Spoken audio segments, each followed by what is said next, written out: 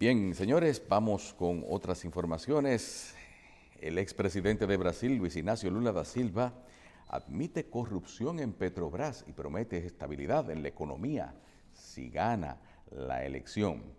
Lula da Silva intentó limpiar el estigma de corrupción al admitir casos en la petrolera estatal Petrobras durante sus mandatos y prometió investigar todo desvío si regresa al poder en octubre, en una entrevista con el noticiero más visto de Brasil. Detienen otro religioso por tráfico de armas en Haití. Jean-Gilles Jean-Marie, contador de la Iglesia Episcopal de Haití, se encuentra bajo custodia a la espera de que su caso sea llevado ante las autoridades judiciales. Las autoridades haitianas detuvieron al contador de la Iglesia Episcopal de Haití por un caso de tráfico de armas y municiones en el muelle de la Autoridad Portuaria Nacional. Bien, también en ese mismo tema, el comandante general del Ejército Dominicano, Mayor General Carlos Antonio Fernández Onofre, dijo que la institución está presta para hacer cumplir los reglamentos y salvaguardar el territorio de República Dominicana en los límites fronterizos. Fernández Onofre explicó que para tales fines ha iniciado un levantamiento en los cuarteles, puestos fronterizos y límites por Dajabón, donde inicia la patria, para potencializar la capacidad de los soldados destacados en la frontera. El comandante dijo que la institución está presta para hacer cumplir los reglamentos. Después de asumir la comandancia general, dijo tener la misión de inspeccionar a fin de que el ejército cumpla con la sagrada misión que está contemplada en la Constitución de la República.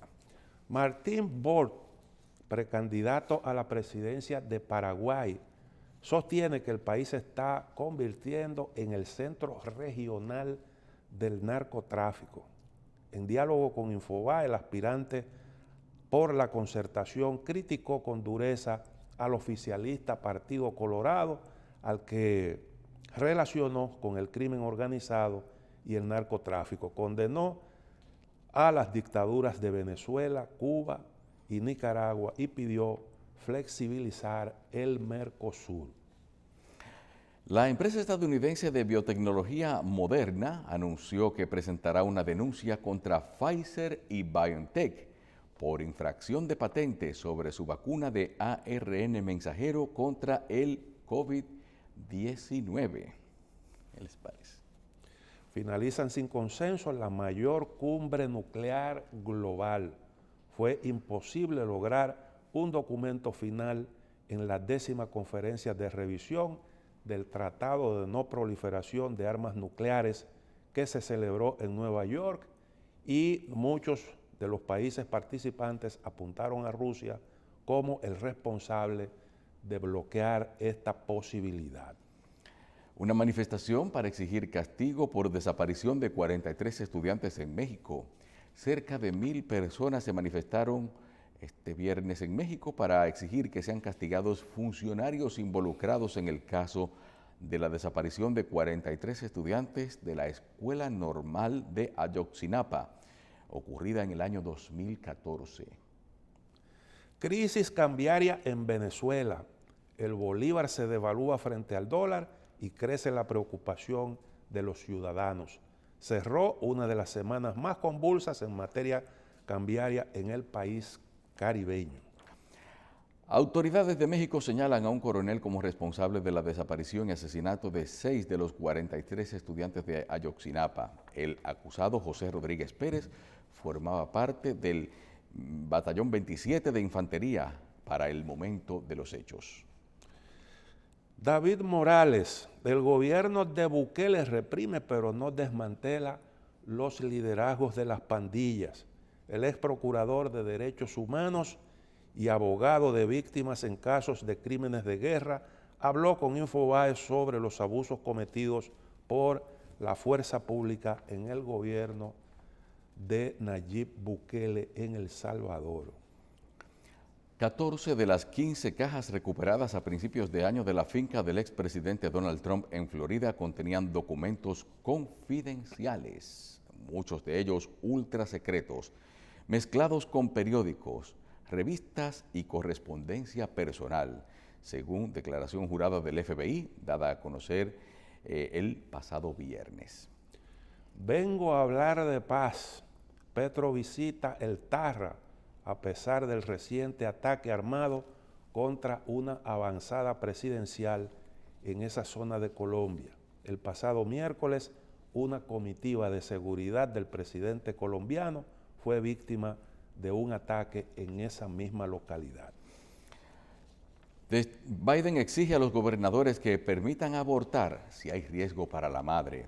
Desde que el Tribunal Supremo tumbó la protección constitucional del derecho al aborto, vigente desde 1973, muchos estados conservadores se han apresurado a aprobar leyes que los restringen e incluso prohíben. También hay casos de incesto y violación cubiertos por esta iniciativa.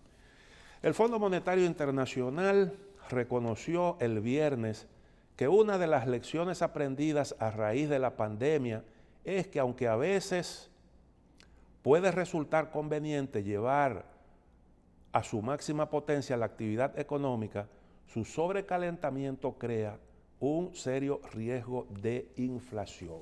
Que a propósito de eso, Carlos, la Reserva Federal de Estados Unidos acaba de producir un nuevo incremento en la tasa de referencia y dio el señor Jerome Powell unas declaraciones que hace pensar que la política seguirá siendo meter el freno hasta el final para que la economía literalmente se detenga, con el objetivo de parar la inflación, que es el mecanismo que se ha contemplado para eso.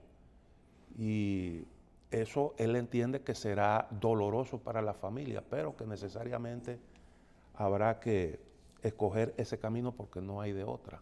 Sí, eso se va a reflejar evidentemente que en prácticamente todo el mundo, por el peso que tiene Estados Unidos. La referencia de lo que es las medidas de la Reserva Federal y de la tasa de interés. Por lo regular aquí siempre en estos países se trata de mantener quizás ligeramente por debajo, o por lo menos, o por encima, vamos a decir, diferenciado de lo que son las medidas que se toman en Estados Unidos, pero una cosa arrastra a la otra, precisamente. No, indiscutiblemente que eso condiciona la política monetaria del Banco Central de la República Dominicana, precisamente para evitar fuga de cerebro. Si hay un desbalance entre la tasa en Estados Unidos y la tasa local, pues lógicamente el dinero va allí donde hay mayor nivel de rentabilidad. Y por eso el Banco Central ha ido haciendo sus ajustes.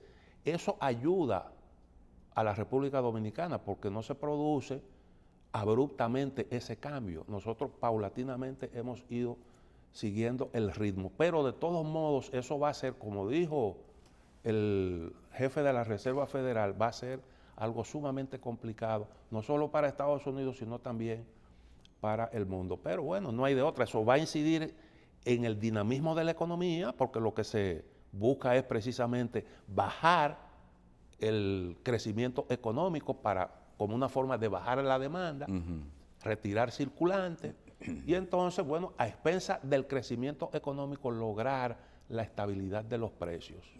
¿Sabes qué? En estos días vi una información de que Cuba iba a poner en funcionamiento, iba a activar un mercado cambiario con una cantidad de dólares que ha recibido por turismo y por diferentes vías, pero generalmente casi todo por turismo.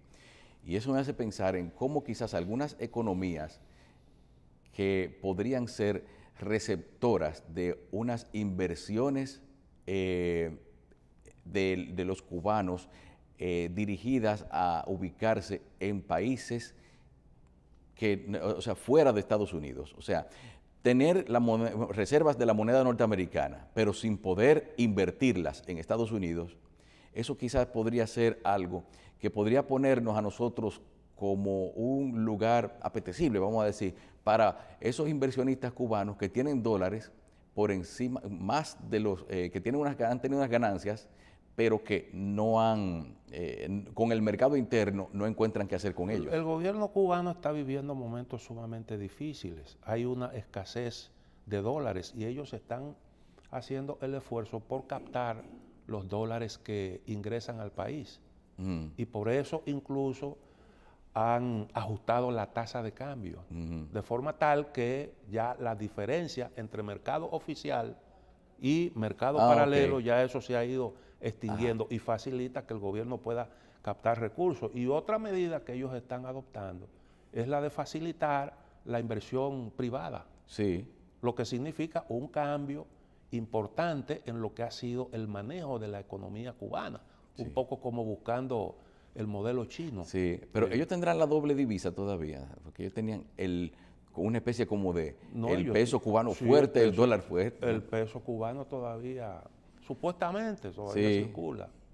Pero bueno, y hay otro tema importante. Tú reseñabas ahí un artículo de José Lois Malcún. De Lois Malcún y unas informaciones que vimos, incluyendo un llamado de Claude Joseph a derrocar a Ariel Henry.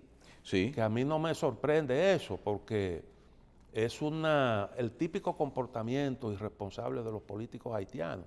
Porque tú meterle ese ingrediente ahora mismo, la situación que está viviendo Haití, es como para tú, eso es una forma de echarle más leña al fuego.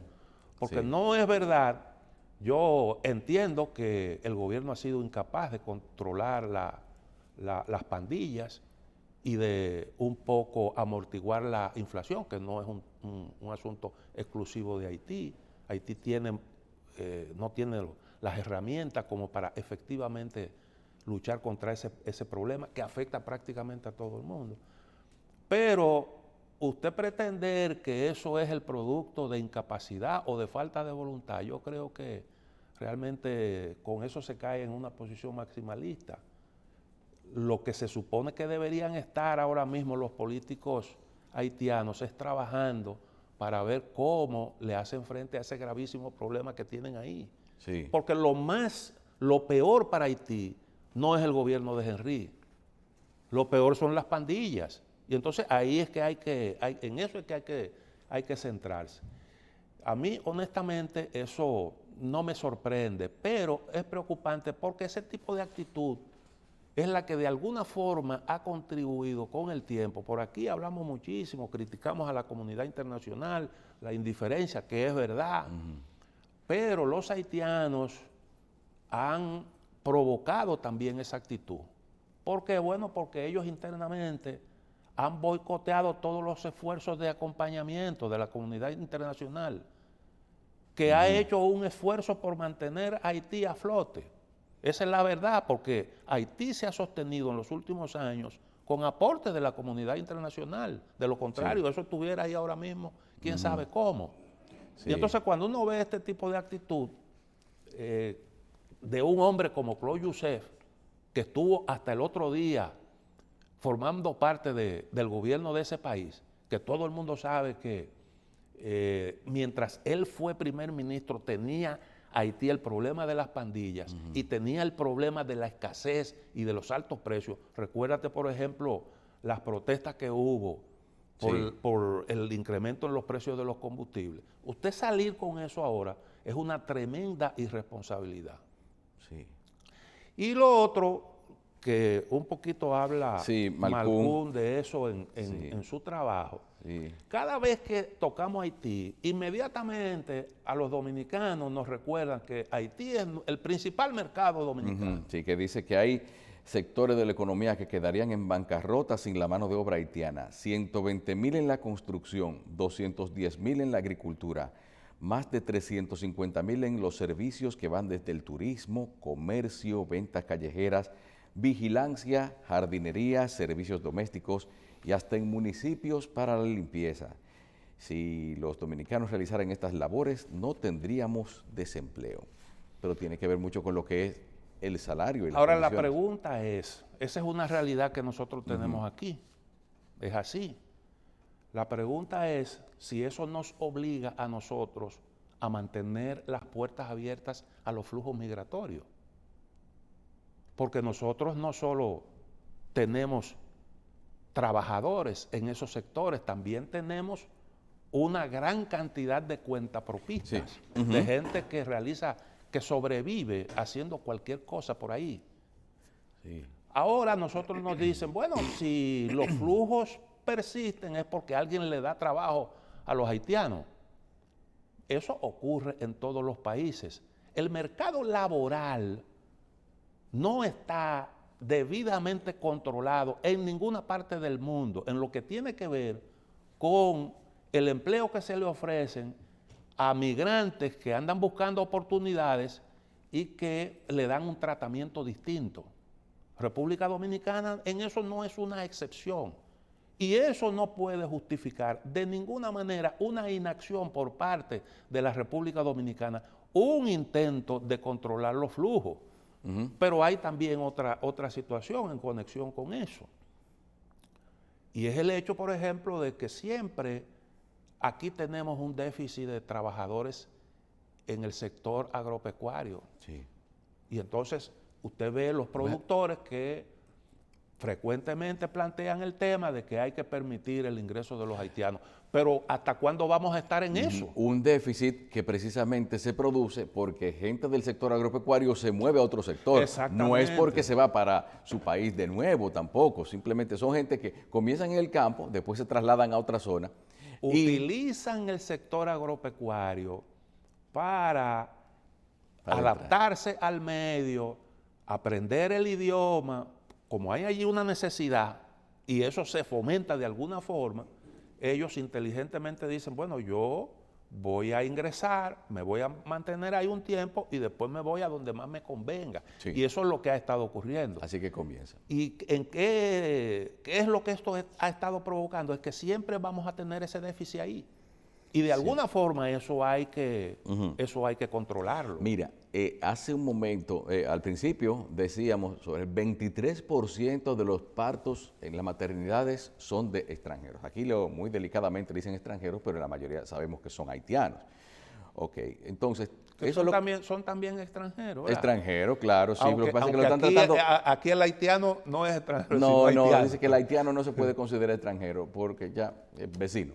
Entonces, pero ya eso indica que en un momento determinado ya se va a ver en términos estadísticos que un segmento de la población, de un segmento etario, va a haber un 23% que es oriundo de madre inmigrante, de madre haitiana principalmente.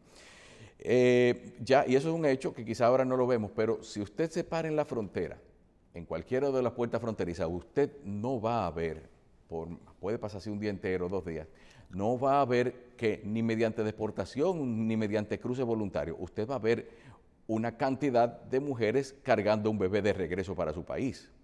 Estos son gente que ya definitivamente se quedan aquí y ya se están sintiendo en las capacidades de acogida de la infraestructura escolar, lo que es el efecto de permitir esa inmigración en el vientre, como dicen. Ahora, yo creo que República Dominicana debe retomar la actividad de sensibilización de la comunidad internacional que hace un tiempo comenzó el presidente Abinader.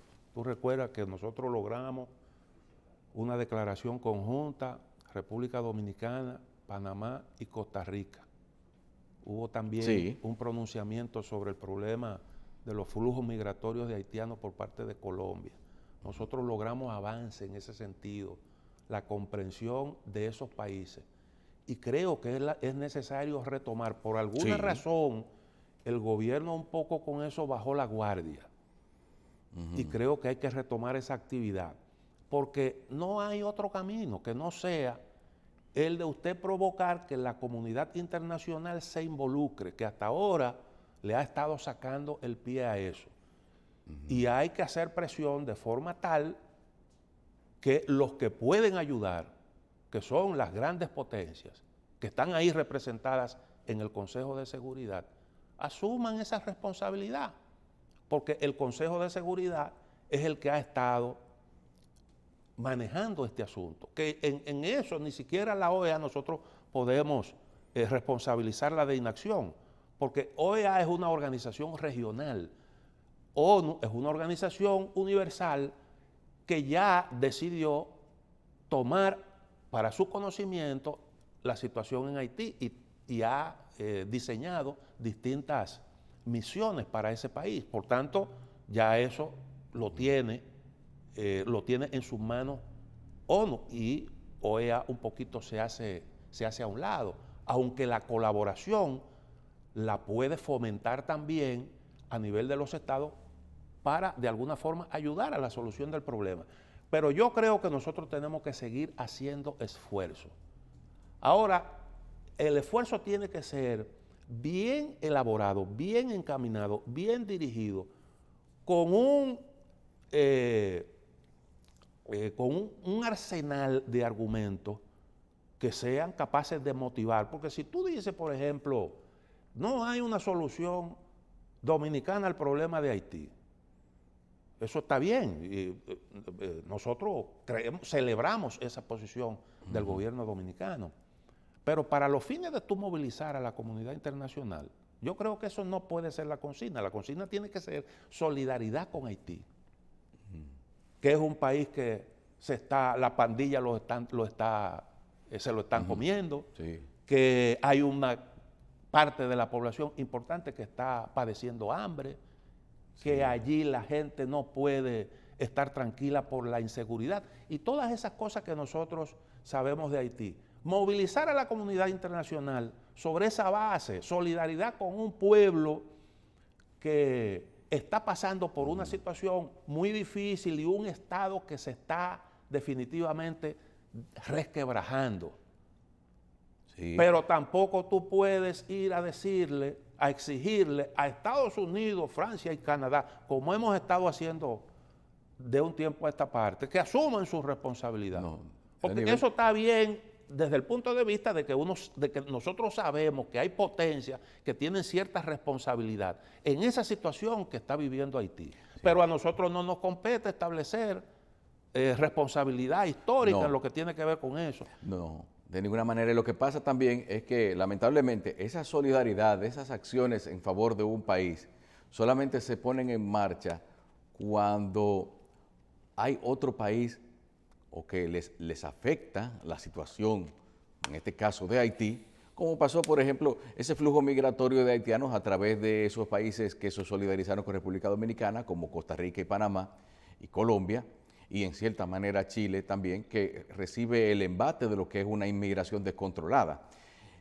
Hasta que no se ven afectados o hasta que no encuentran una razón económica suficientemente convincente como para tomar una decisión, no se meten. Es que a veces las razones humanitarias no necesariamente son las que movilizan muchas veces lo que es las acciones de la comunidad internacional, sino muchas veces la conveniencia o los problemas que les puede estar afectando. Hasta que en Chile no se armó un lío grande de haitianos pidiendo que se les permitiera la estadía, el presidente Piñera no tomó ningún tipo de acción con respecto a eso. Los chilenos, partiendo de una necesidad interna, decidieron abrirle las puertas a los haitianos, pero terminaron cerrándoselas por situaciones graves que se produjeron en lo que tiene que ver con el comportamiento de los amigos haitianos.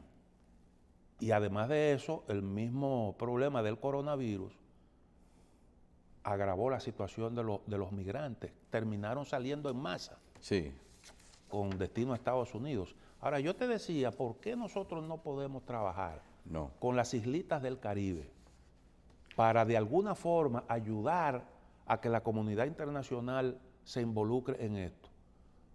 Cuando sabemos que las islitas del Caribe también tienen un interés igual que República Dominicana, porque hay islitas de esas que si llega un grupo grande de migrantes haitianos, claro, y entonces ahí tú tienes un motivo para trabajar de forma conjunta. Ahora, para conseguir eso nosotros tenemos que hacernos del discurso apropiado, porque a veces eso de que no hay una solución, que reitero que es un enfoque correcto y refleja una preocupación, porque hasta ahora mismo la intención ha sido que República Dominicana cargue pesado. Yo creo que al margen de eso, nosotros con un discurso más positivo, de involucramiento, de solidaridad, podemos conseguir mejores resultados. Y con respecto a las grandes potencias, que no es verdad que tú vas a lograr sensibilizarlas sobre la base de enrostrarle que ellos tienen responsabilidad en lo que está pasando allí. Y eso, cuando tú le hablas a un país latinoamericano, de que Francia, Estados Unidos y Canadá tienen que corresponder con su responsabilidad ahí, en el caso de Haití, lo que tú estás con eso es, de alguna forma, trazando algún tipo de, creando algún tipo de obstáculo para que los que nos puedan ayudar lo hagan. Saber hacer la cosa y hacerla bien. José Lois Malcún dice: odiamos a Haití por el racismo y la inmigración ilegal, y ellos nos odian porque creen que la isla entera les pertenece. Nuestra balanza comercial con Haití es increíblemente positiva, de 925 millones de dólares, pero la migratoria es negativa. Se nos va gente con cierta preparación mientras recibimos personas con muy escasa o ninguna educación. También vienen muchos haitianos con visa que son de clase media y alta y con recursos para establecerse en el país. Hay sectores de la economía que se quedarían en bancarrota sin la mano de obra haitiana. El precio de esa mano de obra haitiana abarata los costos en los sectores donde más abundan. Usando mano de obra dominicana, todo subiría de precio. Y en el caso de la agricultura, simplemente hay que dejar de sembrar. República Dominicana es el segundo país detrás de Estados Unidos, desde donde los haitianos envían mayor cantidad de remesas, unos 500 millones de dólares anuales. El costo en salud y educación para los haitianos que viven en el país representa 10.000 millones anualmente. El problema de esa inmigración mayormente ilegal es que se ha exacerbado por la crisis que vive Haití y ya no tenemos espacios para darle trabajo, incrementando la delincuencia y los homicidios. Eso de que nosotros somos anti-haitianos, cada vez que sale el tema Haití, Haití se está cayendo a pedazos, pero nosotros no tenemos nada que ver con eso. No. Nosotros no hemos provocado esa desgracia. Ese es el producto del comportamiento de la clase política haitiana. Ahí es en donde está la una manipulación del discurso, claro. La explicación de eso está ahí. Haití ha tenido posibilidades de abrirse camino. Lo que pasa es que los políticos haitianos no creen en la posibilidad de desarrollar capacidades para mejorar su situación. Y los haitianos han terminado viendo la inestabilidad como una oportunidad. La inestabilidad y el desorden. Porque si tú no tienes que rendirle cuentas a nadie y tú te puedes robar medio país sin consecuencia ninguna, ese es el mejor ambiente para tú llegar, resolver tu problema, irte de ahí. Por eso es que tú ves que los políticos no quieren acompañamiento internacional. Ninguno. No. Si hay algún consenso en Haití, es ese. Ellos no quieren acompañamiento internacional. No, que no quieren aunque ser el país vigilados. se esté cayendo a pedazos. Ahora, eso de que nosotros somos xenófobos, que somos anti-haitianos, eso es una manera de justificar la inacción por parte del gobierno dominicano. Y eso cada vez que aquí alguien plantea la necesidad de hacer algo, con eso no quieren tumbar el entusiasmo. Mira eso que dijo Pabeliza,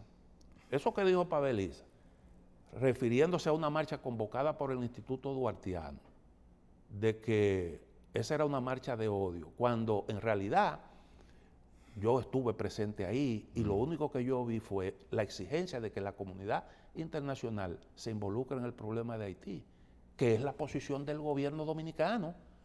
Esa marcha convocada por el Instituto Duartiano fue en apoyo a la posición del gobierno dominicano. Claro. No hay realmente diferencia en ese sentido.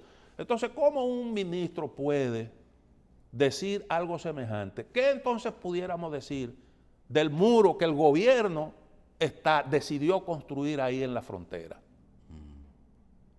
Porque esa es la sensación que a nosotros nos da. O lo que dice el señor Lozano, de que aquí si vienen los haitianos es porque le damos trabajo. Lo que dicen eso, si nosotros decidiéramos aprobar normas para evitar, para asegurar el cumplimiento de la ley del 80-20, entonces dirían que lo hacemos porque odiamos a los haitianos. O sea, como quiera, es palos y boga y palos y no boga. Sí, bueno, porque se apela a ese discurso de sensibilización en cuanto a derechos humanos y todo eso, cuando en realidad el asunto es económico, es cuestión de un asunto de cómo nos está afectando como país, de cómo se consume nuestro presupuesto. La gente dice, ay, sí, los pobres haitianos, pero muchos de esos que a nivel internacional pueden considerarnos como xenófobos, abusadores, son gente que no son capaces de cargar ellos con esa... con eso. Hay otro tema, Carlos, que yo creo que es importante, estuvo gravitando durante la semana que acaba de transcurrir, es la situación en la que se encuentra el señor Donald Trump por el manejo de los documentos confidenciales que, según se dice, extrajo de la Casa Blanca. Bueno, eso es una realidad porque el FBI dijo que incautó una cantidad determinada ¿Qué de tanto esos tiempo documentos. duraron ellos para darse cuenta de que les faltaba eso en la Casa Blanca y quién se lo había llevado? Lo que pasa es que a Donald Trump le exigieron eso desde que se instaló el nuevo gobierno y él devolvió una parte de los documentos, pero otra parte la retuvo. Y parece que hubo personas que denunciaron que él seguía conservando documentos e informaron dónde estaban. Incluso, fíjate que el FBI fue directamente. En un ratico. Y bueno, se llevó esos documentos que tenía en su poder el señor Donald Trump. Esa es una realidad. Ahora lo que habría que ver es cuál será la consecuencia de eso. Estamos hablando de Estados Unidos. Por primera vez en la historia se registra la residencia de un expresidente. Por primera vez. Y entonces se da el caso particular de que este señor expresidente es hoy en día uno de los favoritos para ganar las próximas elecciones del 2024, porque él está todavía hábil para volver a optar por la presidencia estadounidense. Y al mismo tiempo, él tiene suficiente fuerza política en el partido republicano como para imponer, y de hecho lo ha hecho en las primarias republicanas, a los candidatos que son cercanos a él. Es decir, él tiene todo el poder en esa parcela política. Y es un caso, es un verdadero caso, porque ahí ahora hay un escarceo. El gobierno entiende que nadie está por encima de la ley, el FBI defiende su accionar, dice que está cumpliendo con su deber, y Donald Trump se declara un perseguido político. Si tú ves esto en el contexto del cómo han ido desarrollándose los acontecimientos en Estados Unidos, pues hay razones ahí para preocuparse. Hubo una encuesta ahora que se publicó recientemente. La idea era medir la percepción de los ciudadanos sobre la realidad que está viviendo el país. Y a la pregunta de cuáles eran sus principales preocupaciones, una cantidad asombrosa de gente respondió que el tema, el riesgo en que se encontraba y se encuentra la democracia estadounidense. Eso te dice a ti que toda esta discusión ha ido sembrando la idea en la sociedad estadounidense de que se puede producir un quiebre institucional y un gran retroceso en la democracia estadounidense. Y eso, en un país que tiene el peso a nivel mundial que tiene Estados Unidos, es como para uno realmente, para uno preocuparse. Entonces estamos viendo ahí una realidad. El juez, el mismo juez que autorizó el allanamiento, fue el que pidió que se publicara una especie de, que se diera a conocer cuál fue la petición que le hizo el FBI para que él autorizara el allanamiento, pero una versión editada de ese documento para preservar la investigación y la gente que colaboró. Eso se publicó y entonces, sin embargo, la mitad del documento está censurada, de forma tal que no... Dice que esa es la información clasificada. No aportó mayores datos.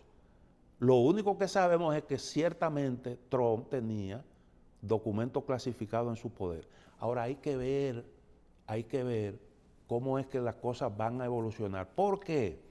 Porque no necesariamente eso significa que ya Trump lo agarraron con la mano en la masa y que es cuestión de tiempo para que caiga preso. Ajá. Puede ocurrir, puede que no ocurra. Hay muchos precedentes. Sí. Ahora, dicen algunos especialistas que es todavía temprano para sacar conclusiones, porque se puede dar el caso, por ejemplo, de que algunos documentos hayan sido mal clasificados. Okay. Es decir, un documento que no amerita ser clasificado como altamente secreto, porque no lo es, pero que a alguien se le ocurrió. Dicen algunos especialistas que casi todo lo que tiene que ver con la Casa Blanca, Departamento de Estado, aunque no tenga esa connotación, se le da, porque se entiende que proviene de funcionarios de un nivel que hay que darle esa categoría, atribuírsela para de alguna forma proteger la información. A veces también ocurre que para evitar que invocando la ley de acceso a la información pública se pueda acceder a ciertas informaciones y por eso la clasificación. Entonces hay muchas posibilidades ahí. Donald Trump dice, yo desclasifiqué eso antes de yo llevármelo para mi casa. Pero eso no es que él venga y lo declare ahora. Eso lleva a un procedimiento y normalmente para la desclasificación se requiere de la opinión favorable de la agencia del gobierno que generó la información.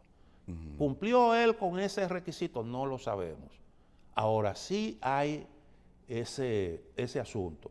Estos temas hace tiempo que se han politizado en la sociedad estadounidense. Yo creo que el FBI está cumpliendo con su trabajo. Porque acuérdate, lo hizo en el caso de Hillary Clinton con aquellos correos electrónicos, porque ella estuvo utilizando una plataforma privada para la comunicación. Cuando ella era jefa del Departamento de Estado, se entendió que eso ponía en riesgo la seguridad nacional, porque toda esa documentación que daba ahí se exponía a que mediante un hackeo incluso gobiernos extranjeros pudieran tener acceso a información sensible, pero en el caso de Hillary Clinton ni se le confiscaron sus computadoras personales, ni se le allanó su residencia, tampoco se presentaron cargos, a pesar del tema delicado. Sí. Pero eso se convirtió en un tema político que incluso Donald Trump lo manejó. Recuerda todo lo que él dijo durante su primera campaña política, que quiso acorralar a Hillary Clinton con ese tema. Bueno, pues ahora mismo el gobierno le está devolviendo con la misma moneda. Ahora, independientemente de todo eso, las instituciones estadounidenses, el FBI, la justicia, han hecho el trabajo. Yo creo que eso está a la vista. Ojalá que Estados Unidos pueda manejar estas contradicciones adecuadamente, de forma tal que nosotros, esa idea que teníamos de Estados Unidos como ese país, están pasando con cosas, las instituciones más sólidas, nosotros no las... que uno no creía que podían pasar. Exactamente. Cosas muy caribeñas en Estados Unidos. Vamos a hacer una pausa, volvemos en breve.